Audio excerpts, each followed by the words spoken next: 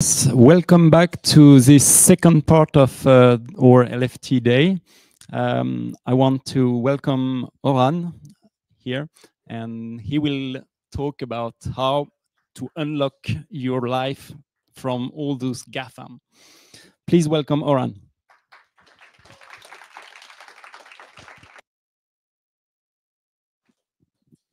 Merci, bonjour tout le monde. Donc aujourd'hui, désolé mon talk est en français, sorry for the English people. Aujourd'hui je propose donc de libérer votre smartphone des GAFAM avec GrapheneOS. Et bon, désolé d'avance un peu pour ce titre racoleur, j'avais besoin que du monde vienne me voir. Parce qu'en vrai on va pas trop parler de GAFAM, ni trop de smartphones en fait finalement, mais on va parler de GrapheneOS, je vous rassure. On va rester dans le thème. Donc, bienvenue à tous et à tous. J'espère que vous allez bien. Moi, pas trop. C'est ma toute première conférence et je suis un peu stressé. Merci beaucoup. Merci. Donc, je m'appelle Oran et je suis juste un simple dev back-end chez les Burton. Coucou les Burton. Donc voici ce que je vais vous proposer pour aujourd'hui. Je vais globalement surtout vous parler de GrapheneOS dans son ensemble, sans trop rentrer dans les détails techniques. Donc après une courte introduction générale sur GrapheneOS, je vais vous parler rapidement de quelques notions, de 3 notions même qui me tiennent à cœur et qui ont bien leur place dans cette présentation. Donc la confidentialité, la sécurité et les modèles de menaces. Je parlerai ensuite de GrapheneOS un peu plus dans la pratique, que ce soit à propos des features que l'OS propose ou tout simplement comment l'installer et comment l'utiliser et comment moi je l'utilise. Parce que oui, ça fait à peu près 2 ans que je suis passé sur GrapheneOS. Donc voilà, et donc je conclurai ma présentation avant de laisser la place aux questions. Introduction, partie 1, OK. Donc, GrapheneOS, c'est quoi? C'est un système d'exploitation mobile qui est axé sur la protection de la vie privée et de la sécurité. C'est compatible avec les applications Android et c'est développé dans le cadre d'un projet open source à but non lucratif. Les droits d'auteur du code de GrapheneOS sont entièrement détenus par à peu près la vingtaine de devs et les autres personnes qui contribuent également. Ils sont mis à disposition sous des licences open source et c'est bien sûr entendu approuvé par l'OSI, l'Open Source Initiative. Ouais. Le projet se concentre sur la recherche et le développement de technologies de sécurité et de protection de la vie privée, comme je l'ai dit, et y compris avec également des améliorations essentielles comme le sandboxing, bien compartimenter ces applications, les bouts de code qui sont exécutés sur votre smartphone. Donc, le sandboxing, l'atténuation des exploits, donc des risques, des attaques, et les permission models. GrapheneOS améliore également dans sa globalité la confidentialité et la sécurité du système d'exploitation en lui-même, de bas en haut en fait, avec des couches de code assez de bas niveau. Les devs ils déploient des technologies pour atténuer des classes entières de vulnérabilité et ils permettent de rendre l'exploitation des vulnérabilités nettement plus difficile par les personnes qui souhaitent s'attaquer à votre device. GrapheneOS améliore bien sûr la sécurité du système d'exploitation et également des applications qui y sont exécutées, le tout en essayant d'éviter d'impacter l'expérience de l'utilisateur et en offrant une expérience 100% Google Free. Est-ce que c'est pas magnifique tout ça? Et là, vous me dites, mais waouh, c'est trop bien, je veux GrapheneOS, comment je l'installe? Eh ben, tout d'abord, il vous faudra un téléphone Google. Et là, vous me dites what? Et what est une très bonne question. Mais avant d'aller plus loin et de répondre à cette question, un peu de suspense, il va falloir tenir pendant la prochaine partie.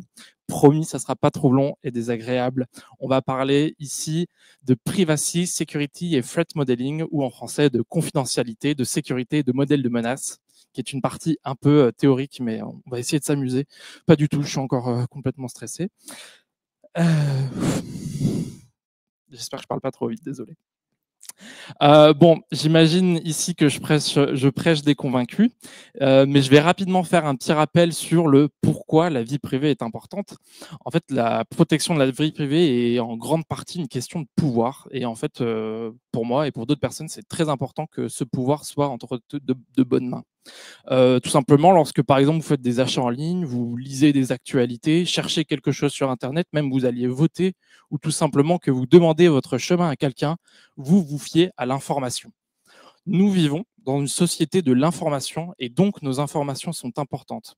Notre vie privée est importante car l'information, c'est du pouvoir. En effet, les données, elles révèlent qui nous sommes, ce que nous faisons et peuvent influencer nos décisions. En d'autres termes, elles nous définissent en tant qu'individus. Donc, protéger sa vie privée, c'est se protéger soi-même.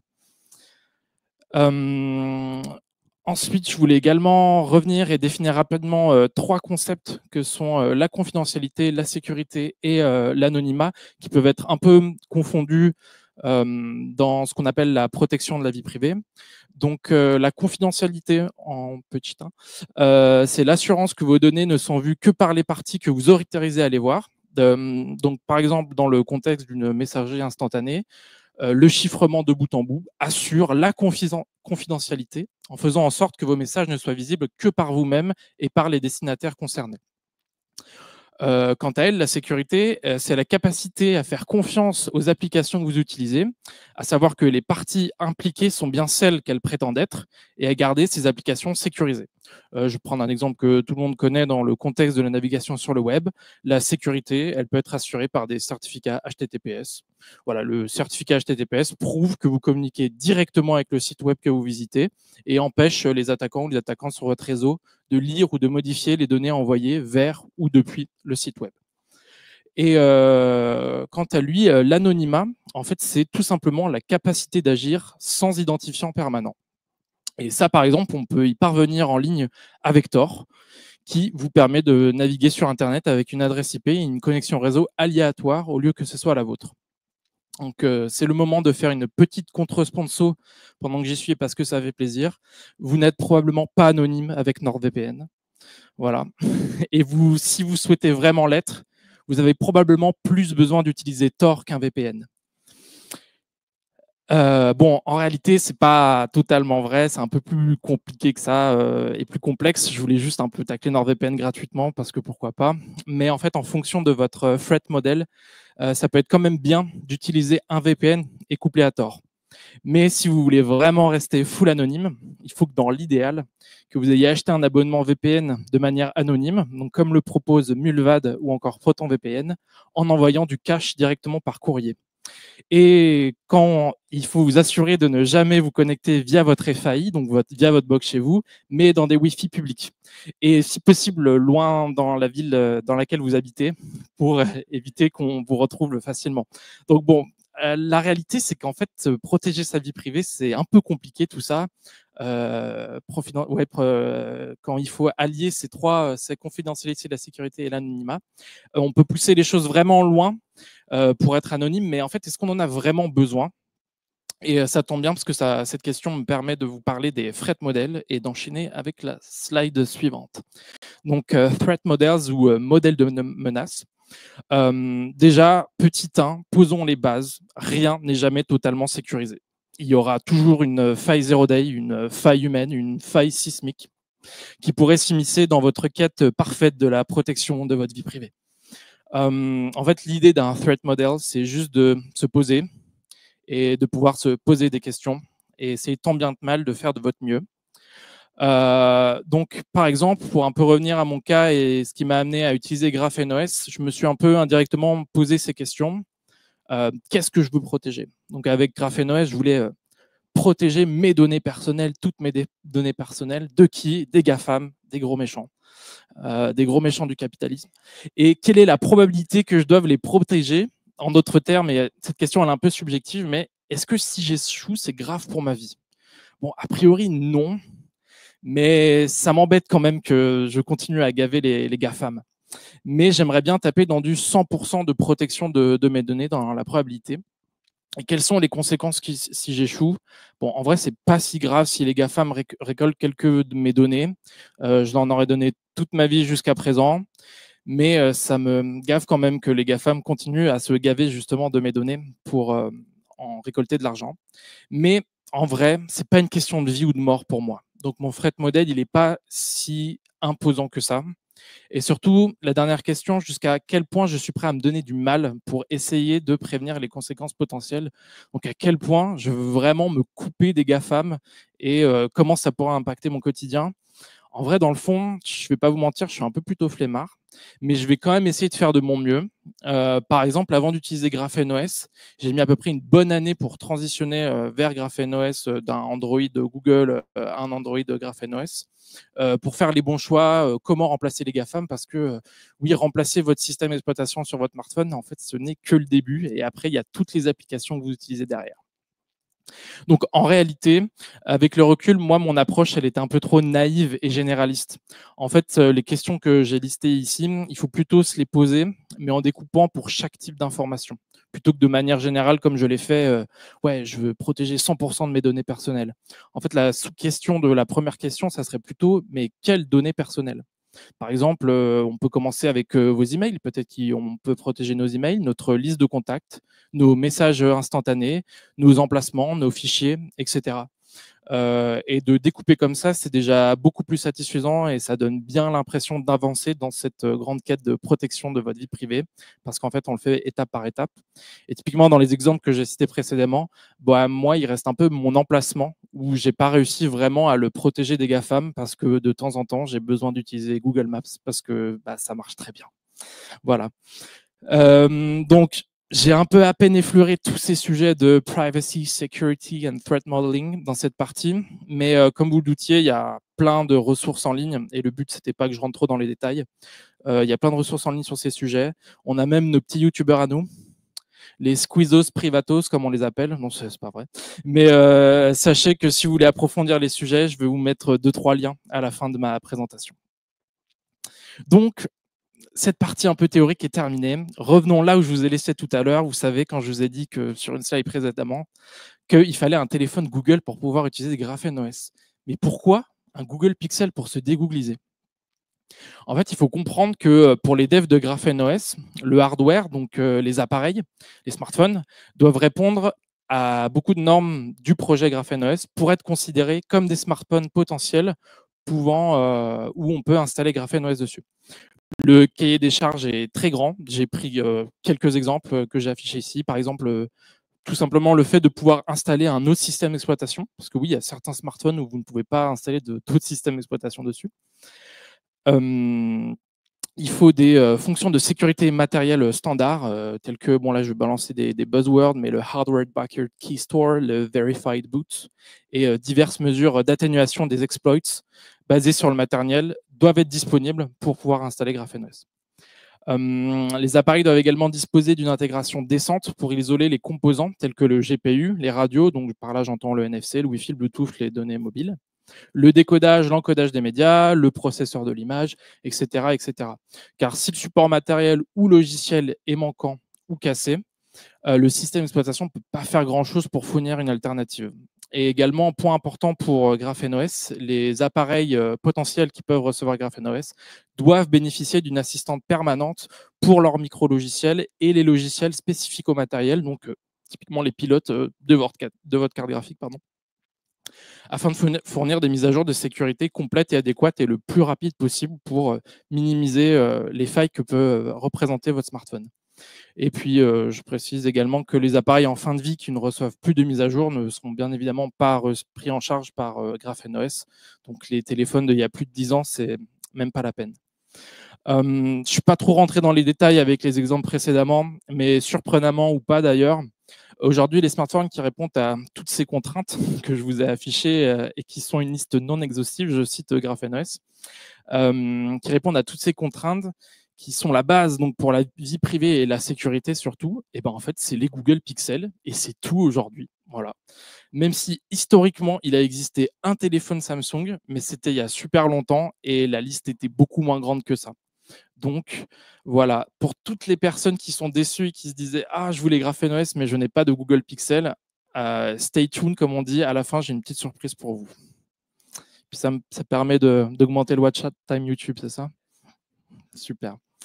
Désolé, je vais boire un coup.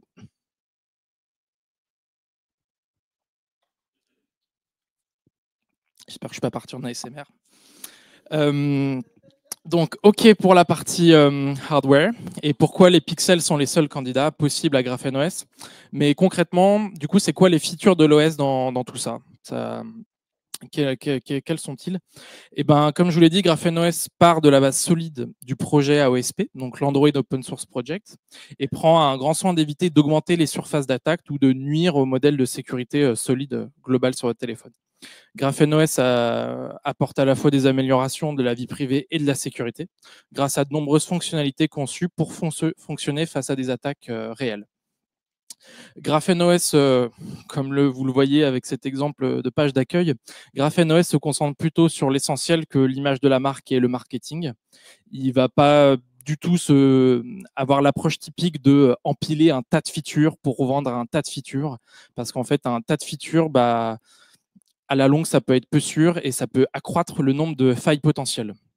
Donc en fait, il s'agit d'un projet très technique qui intègre la protection à la vie privée et de la sécurité dans le système d'exploitation directement, plutôt que d'inclure une farandole de fonctionnalités inutiles ou de regrouper des choix subjectifs d'applications tiers. Et croyez-le ou non, là, c'est bien une feature de GrapheneOS que je viens de vous décrire, parce que c'est pas facile de devoir réinventer la roue si on n'arrive pas à faire confiance à des applications tiers. Par exemple, l'équipe de GrapheneOS ont recodé l'appli appareil photo pour pouvoir prendre des photos sans metadata, pour avoir cette feature simple.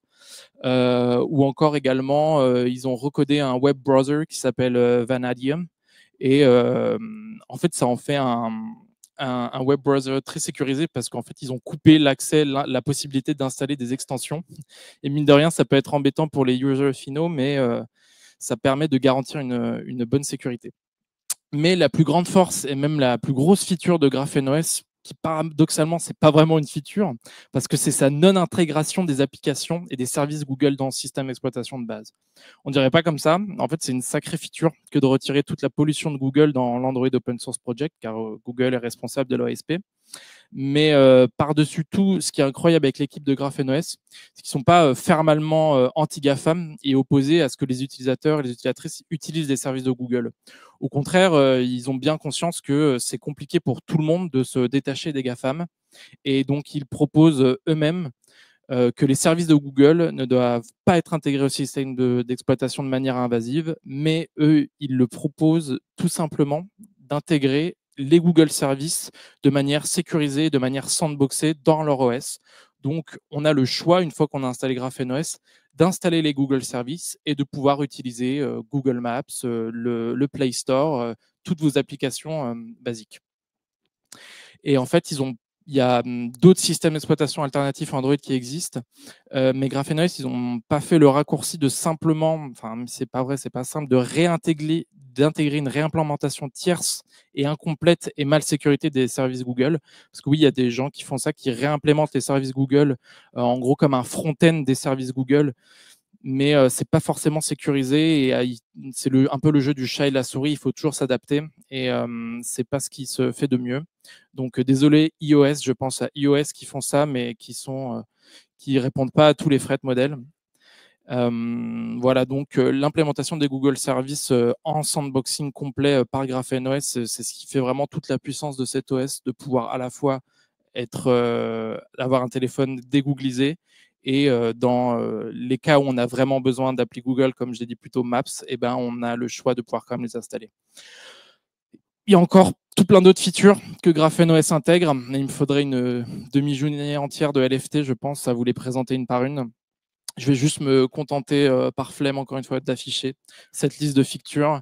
Je peux quand même, par exemple, vous parler du Storage Scopes qui permet à une application qui requiert d'accéder aux fichiers de lui donner juste un ou plusieurs dossiers en visibilité.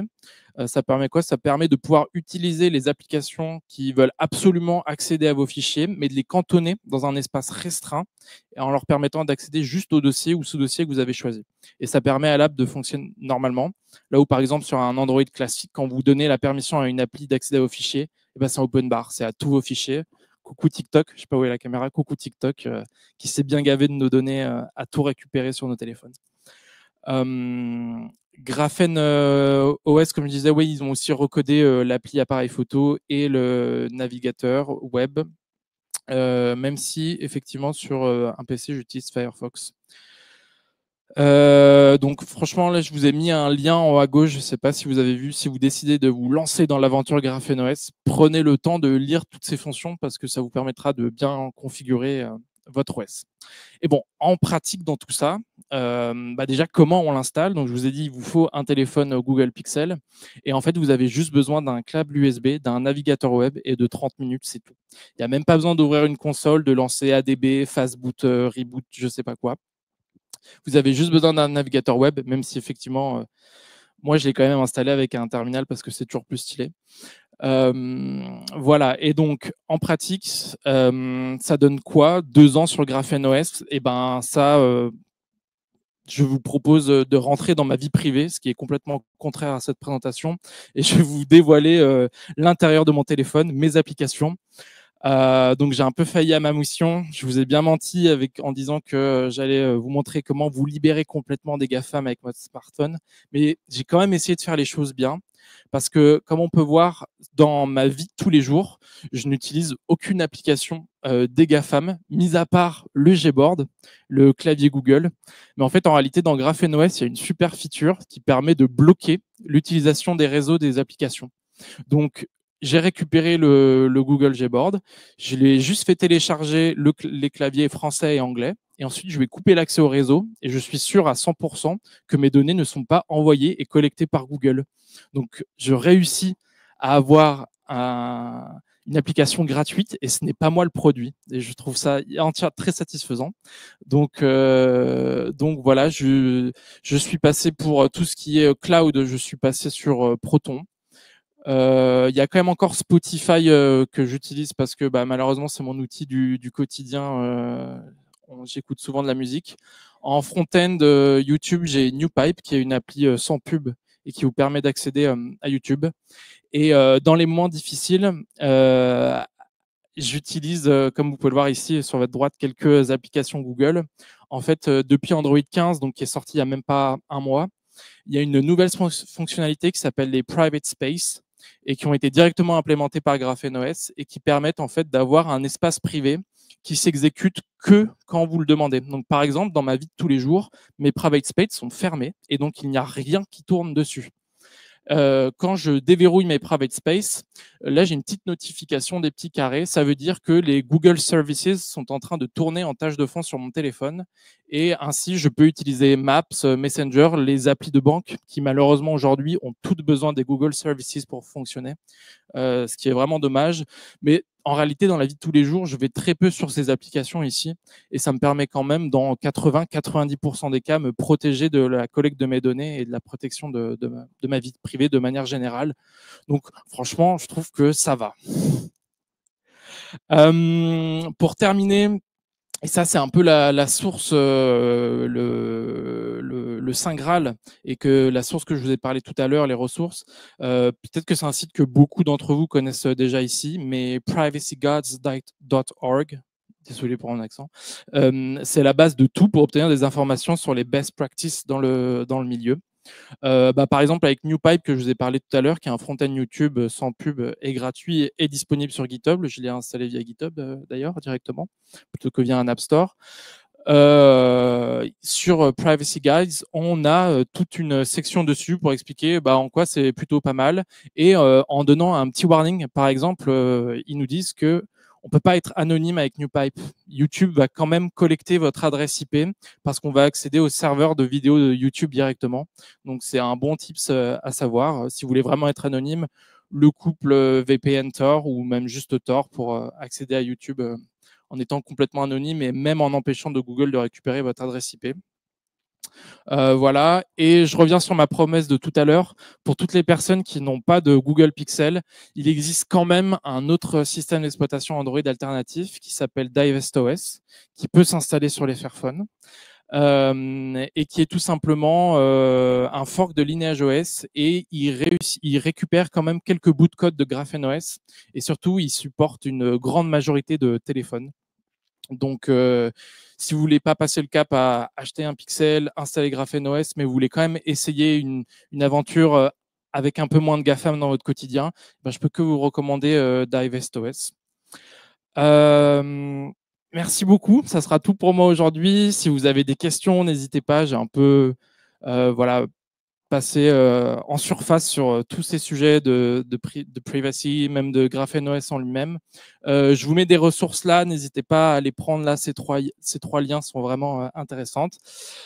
Donc merci, sérieusement merci, c'était ma première conférence. Merci.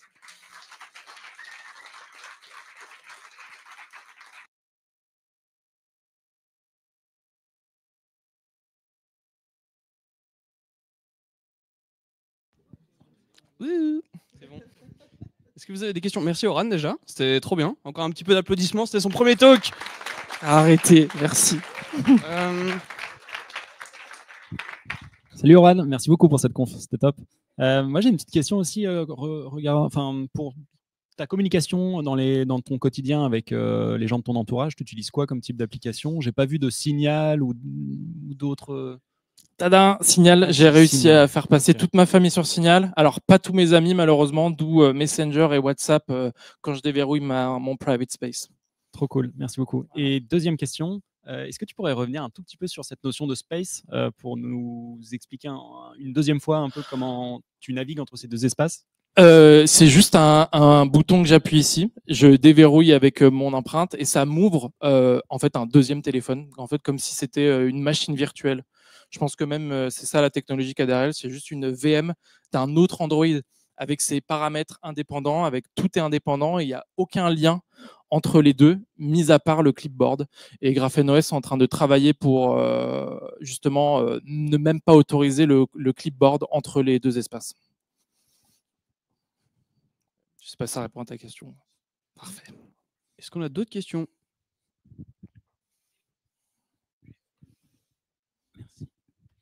Merci beaucoup pour la conf. Est-ce que tu as un avis sur, en termes de vie privée et de sécurité sur iOS? La réponse courte, non. Parce que je suis conscient que tout ce que je sais, c'est que je ne sais rien.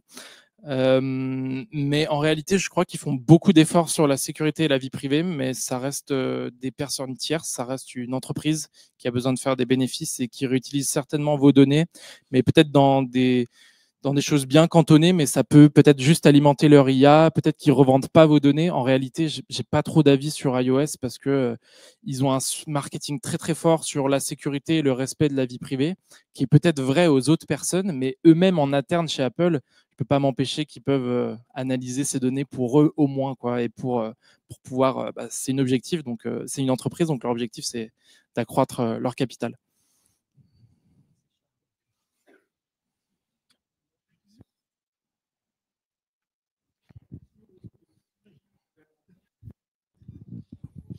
Bonsoir, professeur Weber. Du coup, ma question, c'est sur les 2 ans où tu es passé sur GrapheneOS, est-ce que tu as vu des blocages ou des limitations, des choses que tu ne pouvais plus faire que tu faisais avant sur ton téléphone? Ou est-ce que tu as réussi à tout réinstaller et tout roule comme sur des roulettes? Ouais, si au début, j'avais plus avec Google Photos, quand on prenait des photos, ça sauvegardait directement sur le cloud. Proton Drive, il faisait pas ça au début. Et ben, je faisais des sauvegardes manuelles tous les mois. Je me mettais un calendrier, un rappel.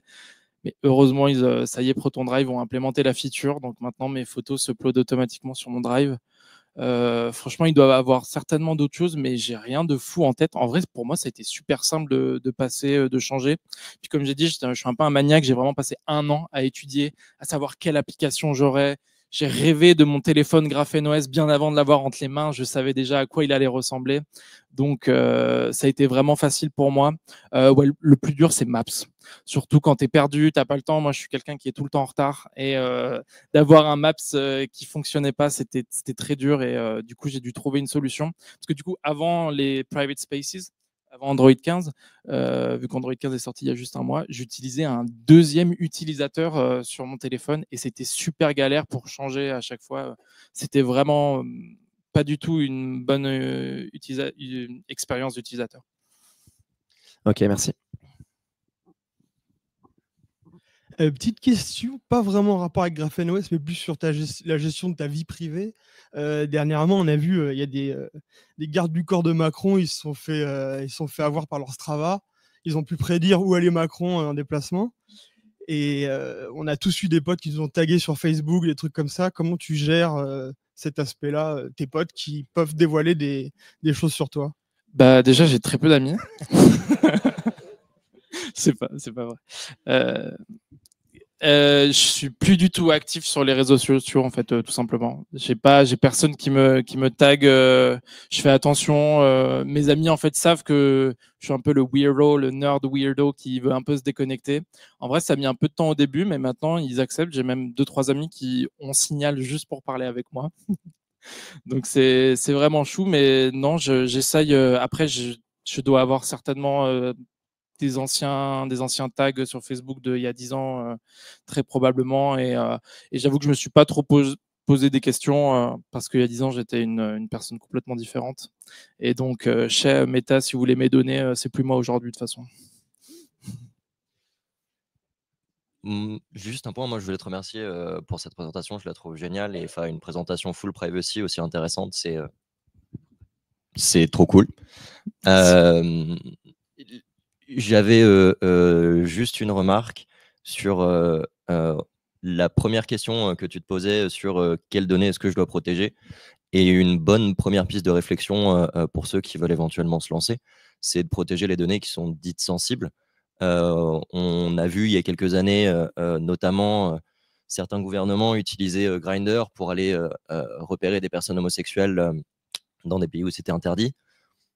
Première piste de réflexion là-dessus, des données de santé. Après, il y a des données hautement personnelles, les données bancaires, les données de géolocalisation. Donc, bonne première piste pour essayer. Ouais, carrément. Merci de compléter de ce que j'ai dit. Et ouais, c'est important les données, on peut les trier plutôt que d'avoir l'approche naïve que j'ai. Je veux protéger toutes mes données. Non, il y a quand même des données plus importantes parce que ça va être un long chemin. Donc, merci. Et moi, après, la question, du coup, pour le coup, qu'est-ce qui t'a mis, toi, sur le chemin de la recherche de ce truc-là? Qu'est-ce qui a initié cette envie de compartimenter et couper autant que possible le lien entre les services tiers et ta data perso et ta vie perso? Je suis juste anticapitaliste, c'est tout. Voilà, réponse simple. Ok, merci. Et ça m'a amené dans cette super aventure qui, au final, j'utilise quand même encore des services qui viennent du capital.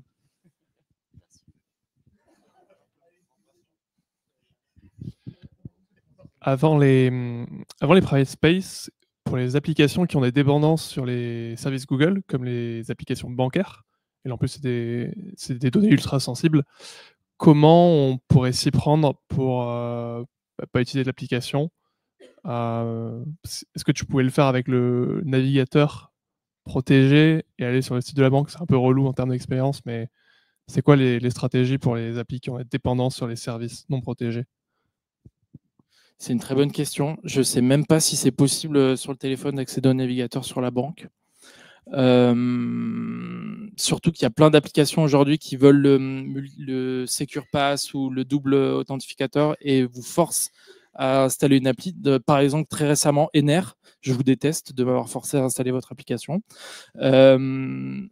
Et du coup, je n'ai pas vraiment de réponse à ta question. Il faudrait tout simplement qu'il y ait des banques qui proposent des alternatives directement par eux-mêmes ou tout simplement n'utilisent pas de banque. Mais ce n'est pas une bonne réponse. Merci.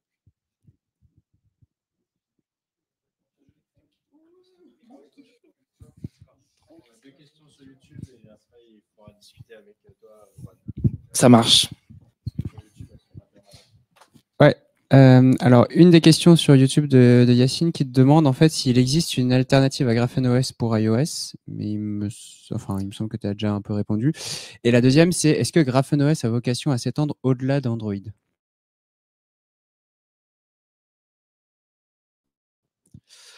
Alors, pour la première, pour iOS, typiquement, iOS, je ne crois même pas qu'ils autorisent d'installer un autre les Apple Addict.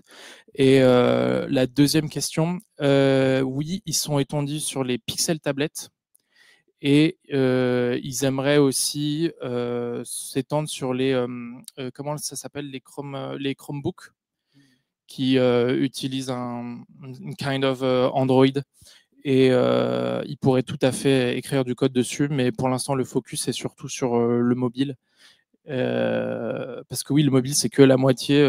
Tout le monde a un PC chez soi et il n'y a pas d'OS aussi sécurisé que GrapheneOS, même sur PC.